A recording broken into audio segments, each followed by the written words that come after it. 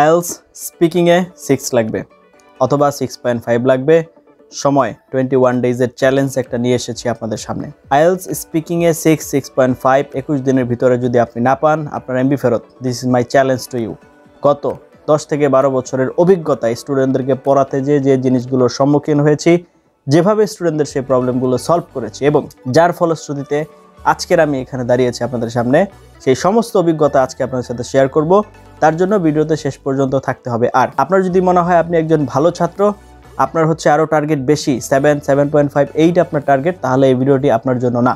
মূলত এই ভিডিওটি হচ্ছে যারা দুর্বল, কয়েকবার অলরেডি ইংরেজিতে পরীক্ষা দিয়ে ফেলেছে, কয়েকবার অলরেডি আইএলস স্পিকিং টেস্ট দিয়ে ফেলছে, 5 বা 5.5 এর উপরে উঠছে না, অথবা পরীক্ষা দিতে ভয় পাচ্ছে, অনেকদিন ধরে চর্চা করছে, সে পরীক্ষা দেওয়ার সাহস করতে পারছে না, ঠিক ওই ক্যাটাগরির স্টুডেন্ট যারা, তাদের জন্য আজকের এই ভিডিওটি মেক করা। একটু কষ্ট করে আমার সাথে ভিডিও শেষ পর্যন্ত থাকতে হবে। আশা করি আপনার লাইফ টাইমের জন্য আইএলস স্পিকিংয়ের যে প্রবলেম সেটা সলভ হয়ে যাবে। Before that, welcome to my channel IELTS care. আমি চেষ্টা করছি আপনার আইএলস জার্নিকে সহজ করার জন্য। আইএলস ইজ ইজি, এটাকে এত কঠিনভাবে উপস্থাপন করার মতো কিছুই নেই। আপনি যদি আমার চ্যানেলের সাথে কানেক্টেড থাকেন, আশা করি আইএলস রিলেটেড যত ধরনের লেসন আছে সমস্ত কিছু আপনি ওয়ান স্টপ সার্ভিস এখান থেকে পেয়ে যাবেন। আইএলস স্পিকিং, আইএলস স্পিকিংটা আসলে কি? This is all about your knowledge or all about your skill. IELTS স্পিকিংটা সম্পূর্ণটাই নির্ভর করছে আপনার স্কিলের উপর, not to your memory or not to your reminding power. আপনার মুখস্থ করার ক্ষমতা, আপনার স্মৃতিশক্তি কি, এগুলোর উপরে নির্ভর করছে না, এটা নির্ভরই করছে হচ্ছে আপনার দক্ষতার উপর। এখন দক্ষতা কখন আসবে? যখন আপনি একটা জিনিসের চর্চা করবেন, ভালোভাবে সঠিক ওয়েতে আপনি যখন চর্চা করবেন, তখন আপনার সেখানে দক্ষতা আসতে বাধ্য। আজকে সম্পূর্ণ ভিডিওতে 21 দিনের একটা রুটিন শেয়ার করব। আশা করি আপনার আইএলস স্পিকিং এর সমস্ত প্রবলেম সলভ হয়ে যাবে। একটা জিনিস মাথায় রাখবেন, if you'd like to shine like a sun, then you must burn like a sun first. আপনি যদি সূর্যের মতো আলোকিত আপনার নিজেকে করতে হয়, তাহলে অবশ্যই সূর্যের মতো পোড়া শিখতে হবে। সূর্যের মধ্যে প্রতিনিয়ত আগুন জ্বলছে, এভরি সিঙ্গেল মোমেন্ট। আপনি যদি আপনার নিজেকে সেই আগুনের ভেতর দিয়ে নিয়ে যেতে না পারেন, আপনি কখনোই পারবেন না। এবার আসি, প্রথমত আইএলস স্পিকিং এ ভালো করতে হলে আপনাকে বুঝতে হবে আপনার দুইটা স্কিলের সমন্বয় লাগবে। একটা হচ্ছে ইংলিশ ল্যাঙ্গুয়েজ স্কিল, আরেকটা হচ্ছে এক্সাম স্কিল। দুইটা স্কিল। এখন শুধুমাত্র এক্সাম স্কিল আপনি জানলেন, দ্যাট মিনস কোয়েশ্চেন প্যাটার্ন কি, কিভাবে প্রশ্ন আসে, কি প্রশ্ন আসে, কেন আসে, কত মিনিট ধরে বলতে হবে, এই জিনিসগুলো আপনি জানলেন, এগুলো হচ্ছে আপনার এক্সাম স্কিল।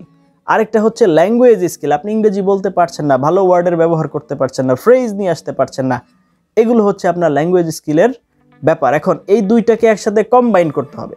আপনি শুধুমাত্র language skill expert, exam skill সম্পর্কে আপনার কোনো আইডিয়া নাই, কাজ হবে না। আপনি শুধুমাত্র exam skill expert, language skill সম্পর্কে আপনার কোনো ধারণা নাই, কাজ হবে না। তাহলে এখান থেকে আপনার শুরু। তাহলে প্রথমে আমাদের কাজটা কি? ফার্স্ট অফ অল আমাদের দুইটা স্কিল নিয়ে কাজ করতে হবে। Both skill we need to take care of. তো ফার্স্ট অফ অল আমাদের সর্বপ্রথম যে কাজ, আপনার 21 দিনের ভিতরে প্রতিদিন 3 ঘন্টা সময় বরাদ্দ রাখতে হবে শুধুমাত্র আপনার ল্যাঙ্গুয়েজ স্কিল ডেভেলপমেন্টের জন্য। 3 আওয়ার্স এভরি ডে।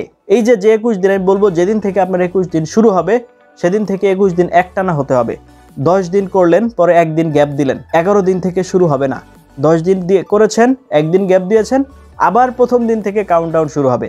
21 দিন এক টানা করতে হবে। ঝড় বৃষ্টি যা মন চায় তাই হোক, আপনার জ্বর আসুক, আপনার ঠান্ডা লাগুক, আপনার গার্লফ্রেন্ড মরে যাক, আপনার বয়ফ্রেন্ড চলে যাক, যা মন চায় তাই হোক, কিন্তু 21 দিন এক টানা হতে হবে। There is no alternative option. তাহলে সর্বপ্রথম কাজ কি? 3 আওয়ার্স টাইম আপনার বরাদ্দ রাখতে হবে। প্রতিদিন 1 ঘন্টা জোরে জোরে ইংরেজি উচ্চারণ করে পড়তে হবে। আপনি যে কোনো ইংরেজি বই নেন, যে কোনো ইংলিশ ম্যাগাজিন নেন, যে কোনো ইংলিশ নিউজ পেপার নেন, whatever you take, I don't care, কিন্তু আপনার জোরে জোরে উচ্চারণ করে 1 ঘন্টা পড়তে হবে। As you are preparing yourself, আপনি নিজে পরীক্ষা দিচ্ছেন, আপনার হচ্ছে গাইড করার, আপনাকে অবজার্ভ করার কেউ নেই, আপনার নিজের মেনটেন করতে হবে এবং আপনার নিজের বিবেকের কাছে বলতে হবে যে আমাকে এটা করতেই হবে। নাম্বার 1, প্রতিদিন 1 ঘন্টা করে জোরে জোরে উচ্চারণ করে পড়তে হবে। যদি কোথাও উচ্চারণ আটকে যান, গুগল থেকে প্রনাউন্সিয়েশন হেল্প নেবেন। নাম্বার 2, প্রতিদিন আপনাকে ইংরেজি শুনতে হবে, what ever ইউড like to listen. আপনি যাই শুনতে চান, 1 ঘন্টা একটানা ইংরেজি শুনতে হবে।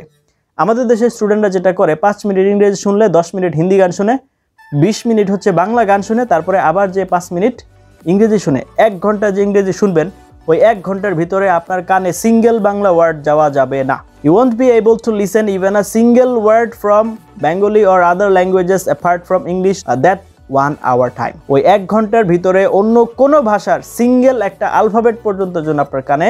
এখন আপনার নিউজ শুনতে ভালো লাগে, আপনার কমেডি প্রোগ্রাম দেখতে ভালো লাগে, whatever you do, but listen 1 hour every day. Now number 3, প্রতিদিন আপনাকে হচ্ছে কমপক্ষে 500 ওয়ার্ড লিখতে হবে পেন্সিল দিয়ে দেখে দেখে। যেটা আপনি জোরে জোরে উচ্চারণ করে পড়েছেন সেটাই লিখতে পারেন, কোনো সমস্যা নাই। মানে হচ্ছে লিখতে হবে আপনাকে এই 3টা কাজ এভরিডে, 21 দিন এক টানা চলবে, 21 ডেজ পর্যন্ত এক টানা চলবে। ঠিক আছে, চললো। এবার দ্বিতীয় ধাপের কাজে আসেন। সর্বপ্রথম আপনার এক্সাম স্কিলের ক্ষেত্রে যেটা লাগবে সেটা হচ্ছে আপনি কি করতে হবে, আপনার কোয়েশ্চেন প্যাটার্নগুলো কি এইটা আপনাকে জানতে হবে। তার জন্য আপনি এই ভিডিওর ডেসক্রিপশনে চলে যাবেন, ওইখানে আমি বেশি না জাস্ট 3টা ক্লাস দিব, IELTS স্পিকিং পার্ট 1, পার্ট 2 এবং পার্ট 3। এই 3টা ক্লাস ভালো করে সম্পূর্ণ 1 সেকেন্ড বাদ না দিয়ে সম্পূর্ণটা দেখবেন।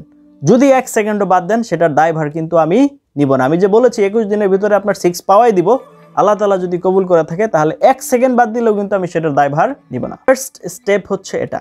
সর্বপ্রথম স্টেপ কি, আপনার এই 3টা লেসন খুবই ভালোভাবে কি করতে হবে, চেক করতে হবে এবং খুবই ভালোভাবে এটা আপনার ক্লিয়ার করতে হবে। করলেন। এইবার পরের ধাপটা কি, আপনি এবার জানলেন এক্সাম সম্পর্কে সম্পূর্ণ আপনার জানা হয়ে গেছে। এইবার পরের ধাপে যেটা সেকেন্ড স্টেপে হচ্ছে যে আপনার এই যে IELTS স্পিকিং এক্সামটা আপনি দিবেন, এখানে আপনার মার্কিং কিভাবে হয় সেটা আপনি জানতে হবে।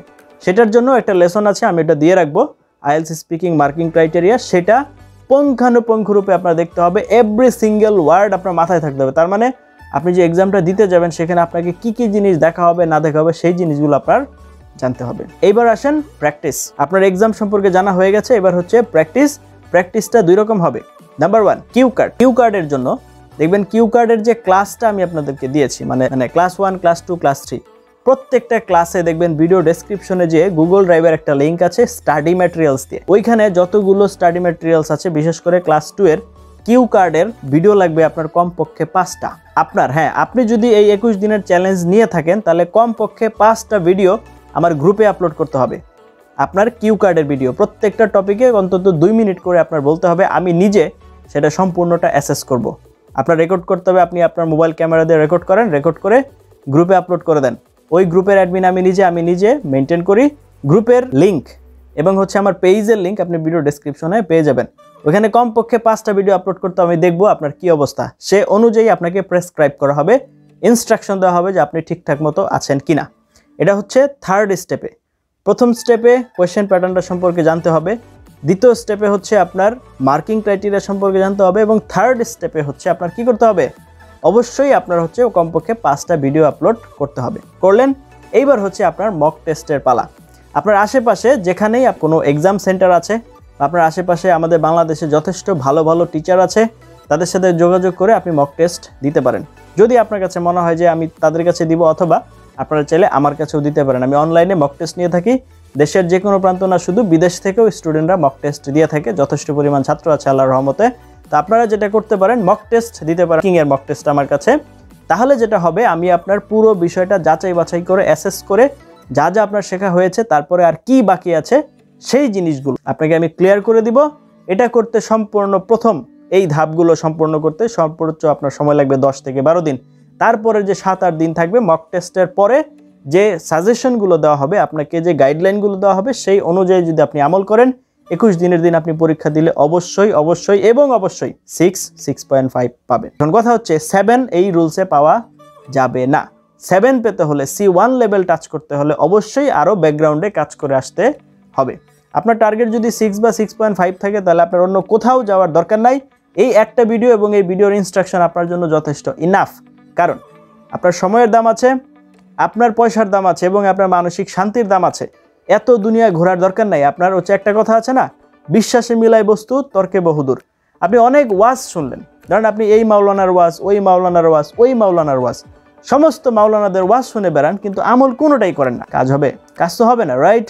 সুতরাং আপনি ওয়াজ যাই শোনেন না কেন, যতটুকু 1 লাইন ওয়াজ শুনেন সেটাই আপনাকে কাজে লাগাতে হবে। সুতরাং আমি যেভাবে বলেছি সেই রুলসগুলো আপনি ফলো করেন, যে লেসনগুলো বলেছি ওগুলো একটু চেক আউট করেন, 5টা ভিডিও আপলোড করেন, মক টেস্ট দেন, আপনার নিজেকে যাচাই করেন, ইনস্ট্রাকশন অনুযায়ী পরবর্তী কাজগুলো করেন, কাজ হয়ে যাবে। মাথায় রাখবেন, if you believe that you can, then you can. If you believe that you cannot, then you cannot. যে কোনো দিকে যান আপনি সঠিক। এখন কথা হচ্ছে আমি বলছি বলে আপনি পারবেন, বিষয়টা এরকম না। আপনি পারার যোগ্যতা রাখেন, এই জন্য আপনি পারবেন। সো এই জিনিসটা একটু মাথায় রাখেন, আপনি পারার যোগ্যতা রাখেন, এই জন্যই আপনি পারবেন। আমি বলছি বলে না, আরেকজন বলছে বলে না। লার্জার দেন লাইফ একটা থিওরি আছে। আপনি যখন শুধু আপনার পার্সোনাল লাইফ সম্পর্কে চিন্তা করবেন, আপনার চিন্তার আওতাটা অনেক ছোট হয়ে যাবে। আপনি যখন আপনার পরিবার, পরিজন, আত্মীয় স্বজন, আপনার ভবিষ্যৎ প্রজন্ম, আপনার এলাকার মানুষ সবার জন্য যখন চিন্তা করবেন, তখন আপনার রিচটা, আপনার প্যারামিটারটা অনেক বড় হয়ে যাবে। আপনি একটু ভাবেন তো যে আপনার বংশ থেকে আপনি যদি ইউরোপে, আমেরিকা বা অস্ট্রেলিয়া কোথাও যে সেটেল হতে পারেন, আপনার পরবর্তী বংশধর প্রজন্ম, তাদেরকে কিন্তু আপনি একটা ভালো ভবিষ্যৎ দেওয়ার চেষ্টা করে অন্তত দেখতে পারবেন, তাদেরকে সেদিকে নেওয়ার একটা অপশন তৈরি করতে পারবেন। এইভাবে চিন্তা করেন, আপনি পারবেন, পারবেন এবং পারবেন। যাই হোক, এতক্ষণ পর্যন্ত সাথে ছিলেন তার জন্য অনেক এবং অনেক ধন্যবাদ। আগামী ভিডিও দেখার আমন্ত্রণ জানিয়ে আজকের মতো এখানেই শেষ করছি। আল্লাহ হাফেজ।